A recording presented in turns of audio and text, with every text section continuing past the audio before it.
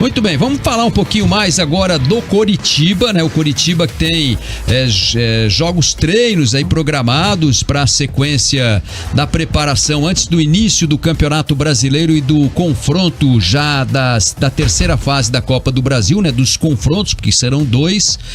O Coxa espera segunda-feira o sorteio. Lembrando, né, Júlio Rutz, que o Coritiba está no pote número 1 e vai pegar os times do pote número 2, o que foi um plus aí pro Coxa, né? No final aí com a eliminação do Vasco da Gama, né? Pode ser um adversário de um nível bem diferente do que viria se o Coxa caísse no pote 2, hein, Júlio? Até como muito torcedor do Coxa se manifestou aí nesses últimos dias, fazia tempo que o Coritiba não tinha sorte aí nessa questão aí de sorteios em Copa do Brasil e agora acabou se dando bem, ficando no pote 1, que teoricamente acaba sendo aí uma vantagem por pegar adversários mais acessíveis, né? Mais futebol, né, Linhares? Com bola rolando, né? Se resolve dentro de campo, ninguém ganha de véspera.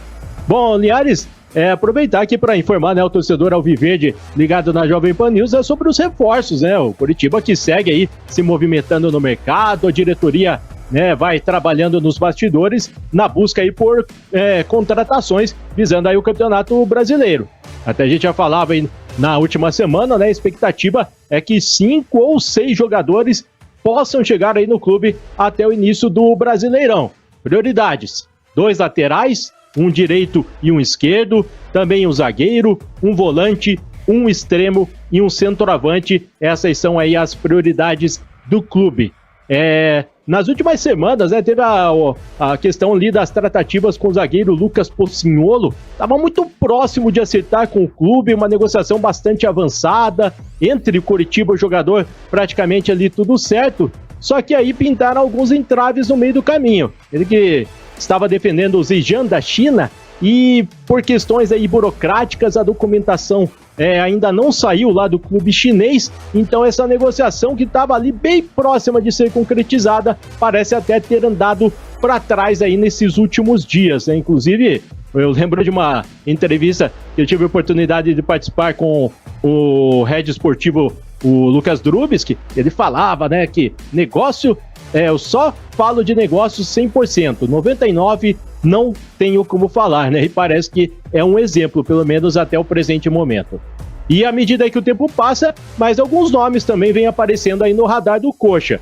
Um deles é o do lateral esquerdo Jamerson do Guarani, revelado pelo Marília, jogador aí que teve passagens pelo futebol português. No ano passado retornou ao Brasil, inclusive disputando o Campeonato Paranaense pelo Azures, e depois acabou se transferindo para o Guarani. Ele acabou indo bem na Série B do ano passado lá pelo Bugre, fez 19 partidas com 7 assistências, e nesse ano pelo Guarani já fez 13 jogos com 1 gol e 1 assistência. Só que, até citando a fonte aqui do nosso amigo Rogério Scarione, parece que a pedida lá do Guarani no primeiro momento foi bastante alta, então isso acabou assustando aí de certa forma a diretoria do Coritiba, e além disso tem outros clubes que estão aí na briga, como por exemplo Santos, Internacional e São Paulo.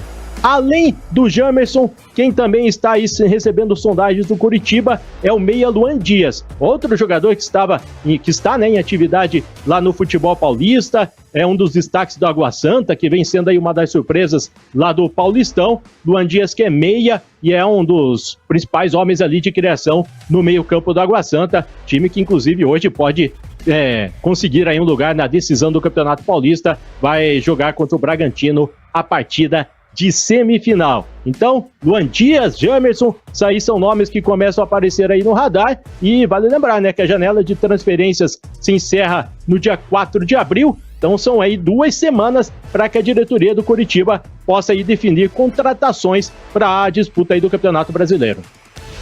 O Coritiba tem aí tempo agora para buscar alguns reforços pontuais, até para avaliar, né, Dalque, acho que essa parada no campeonato, e Jana, é importante também para avaliar os jogadores que até agora já tiveram a oportunidade de ser testados, né, para ver quem é que tem condição de seguir no elenco para a disputa do Brasileiro, até da Copa do Brasil, e que aí o Coritiba pode pensar em emprestar, ceder para outros clubes e, enfim, abrir possibilidades para outros jogadores entrarem naquele lugar.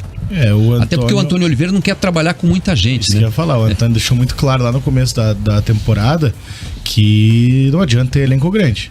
Ano passado o Coritiba terminou a Série A com 41 atletas. É muita coisa. São mais de 3 times, são quase 4 equipes. Né? Então não tem como o técnico trabalhar com todo mundo. E a gente sabe que no futebol brasileiro, não só no futebol brasileiro no geral, mas vai sempre ter um jogador que vai se sentir desprestigiado, que vai formar uma panelinha no geral, então é complicado. Então aí cria-se aquele ambiente tóxico, né? Exatamente. Que existe em qualquer lugar. Exatamente. Inclusive o técnico Antônio Oliveira, na apresentação oficial dele, falou que pra ele é no máximo 25 jogadores. Então, eu acho que 25 ainda é muito pouco pro momento em que a gente vive no futebol brasileiro. Só que o Coritiba, ele tem uma coisa positiva nesse caso, que ele tem menos competições que os outros times. O Coxa vai ter agora a terceira fase da Copa do Brasil e a Série A. Né? Vai poder focar, né? Exatamente. Que é o grande objetivo, então, fazer uma Série A competitiva e se manter na primeira divisão. Pra mim, Jana, o ideal é 28 a 30 no máximo. 28 seria o ideal, assim. 25 é o ideal, na verdade, né? Só que pensando isso no futebol europeu. E não vai ter como ter só 25 no elenco do Coritiba. Então eu acho que seria 28 ou 30 ali no máximo para conseguir trabalhar bem, né? Então naturalmente o Coritiba vai precisar de jogadores, vai precisar que os jogadores saiam.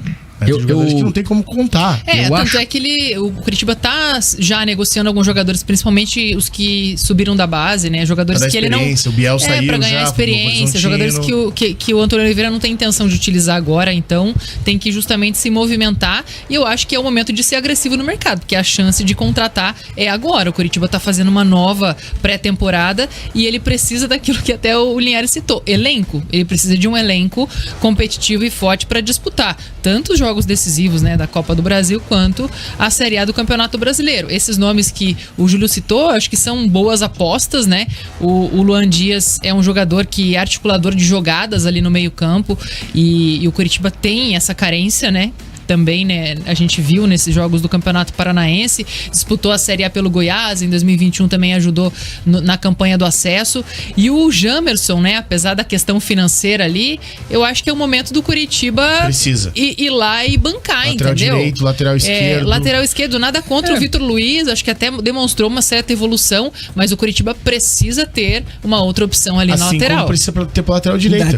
Porque o Porfírio vai sair. E o Porfírio entrou em vários jogos nesse campeonato estadual. Só que o Porfírio não vai ser adquirido pelo Coritiba, assim, o contrato dele acaba agora. Aconteceu com o Natan Mendes, né? Que começou bem o ano. Começou aí muito Coritiba, bem. E o São Paulo pediu de volta. E o Natanael estava muito bem também, quando o Natan Mendes estava aqui. Hoje não tem uma competitividade pro Natanael na lateral direita. Não Hoje tem não sombra. Tem, né? Não tem reserva. Tem o Diogo Batista, que é um lateral que acabou de subir das categorias de base, que não vai fazer sombra ao Natanael. Hoje quem tá disputando posição com o Natanael é o Bruno Gomes. Né? Improvisado ali e tal. Eu acho o seguinte, para um calendário como o nosso brasileiro, o ideal é, assim, o Antônio Oliveira acha esse número muito grande, mas na minha opinião 33 jogadores seria um número, assim, legal, porque você teria 3 jogadores em cada posição. Você teria o titular, você teria o reserva e teria uma outra opção que você pudesse alternar. Acho que seria um número legal de você limitar, assim, até 33 jogadores, porque eu acho 25 jogadores muito pouco, porque se você considerar que você leva 23 para uma partida, né, os 11 titulares e os 12 reservas, aí você tem uma margem de mais 2 jogadores só, né? Que 25 é uma base europeia, no sentido de... Porque os técnicos europeus, eles trabalham com 25 jogadores, mas tem pelo menos 10 no elenco que fazem mais de uma posição. Sim. E no Brasil a gente não tem tanto isso. Quando ele falou isso, não inclusive... Tem essa versatilidade não tem. aqui. Quando ele falou isso, esse número dos 25 jogadores, ele até argumentou, falou, se eu tiver 35 jogadores, como que eu vou fazer um coletivo nesse campo aqui e vou observar os outros 10 no campo do lado? Então, ele usou essa justificativa até que ele não conseguiria acompanhar todos do elenco, Mas né? como disse Felipe Dal, que hoje ninguém mais faz coletivo, né? Isso é coisa antiga, né? Só jogo treino. Coletivo não. Coletivo faz. É só treino tático, como é Mas tem espaço treino reduzido. Não, isso... Aqueles coletivão mesmo, aquele de que daí sexta-feira à tarde, não o treinamento existe mais. coletivo é muito mais posicional do que qualquer coisa, né? E daí, obviamente, tem o rachão também, mas o rachão é só brincadeira daí, o né? rachão não é levado... Aí não tem Brincadeira. pressão também, Aí né? não tem pressão. Aí é não tem. tipo esse jogo Aí treino aí que 15 você contra quer fazer 15, contra o Corinthians. goleiro na linha, algum lateral no gol, né? Então, só que assim, eu acho que o Coritiba precisa ter aí 30 jogadores e precisa de algumas posições que estão carentes nesse momento. Por exemplo, centroavante. Rodrigo Pinho já mostrou que serve, mostrou que foi bem no início do campeonato, deu uma caída de rendimento agora, só que ele não tem sombra também. Porque o Cadorini, infelizmente, não conseguiu, né, fazer sombra ao Rodrigo Pinho. Então, pô, se conseguir contratar o Daverson, pô, legal. Que daí você tem 2 centroavantes que vão te dar características diferentes e vão ser competitivos entre eles.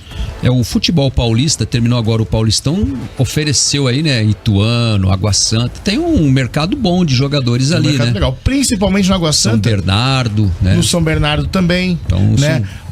Por quê? Porque o Ituano ainda disputa a Série B do Brasileiro, né? Mas eu vejo que esses jogadores são negociáveis. Sim, mas aí eles estão super valorizados. Sim, como o Jamerson no Havaí. Momento, né? Mas Guarani, aí, perdão. Mas aí você tá pensando Guarani. em trazer qualidade, né? Você tem que buscar, claro, um cara que tá valorizado. Você não vai pegar o jogador do time que caiu na primeira fase, que tá desvalorizado, porque o cara realmente só que não o tem Coritiba esse já mesmo valor. gastou bastante dinheiro. Então, será que é o momento de você gastar bastante dinheiro em, querendo ou não, apostas? Porque a gente já viu vários e vários casos do Coritiba, ou não só do Coritiba, mas de vários times apostarem em destaques dos estaduais e ele simplesmente não fazia absolutamente nada. Eu acho que ele tem que apostar naquilo que realmente precisa. Um lateral esquerdo é algo urgente que o Coritiba precisa. Direito Por exemplo, também. o Moreno, existe Direito uma também. expectativa dele e a gente não viu ele ser tão utilizado assim, né? Ou talvez não foi utilizado na posição dele, lugar certo. no lugar que ele joga, enfim. Então, talvez esses reforços que chegaram no Coritiba, também eles precisam de ajustes para se encaixar no estilo do Antônio Oliveira, né? Para que possam render aquilo que se espera, porque não são jogadores ruins, né? São jogadores que têm uma experiência e eu acho que podem mostrar mais do que mostraram até agora. O Evaristo Macedo, eu li uma frase dele hoje, estava rolando aí no Twitter, né? O problema de você ter um jogador ruim no elenco é que uma hora você vai ter que precisar escalar ele. Uma hora ele vai usar, não vai ser utilizado. Você vai ter que escalar o cara para jogar, né?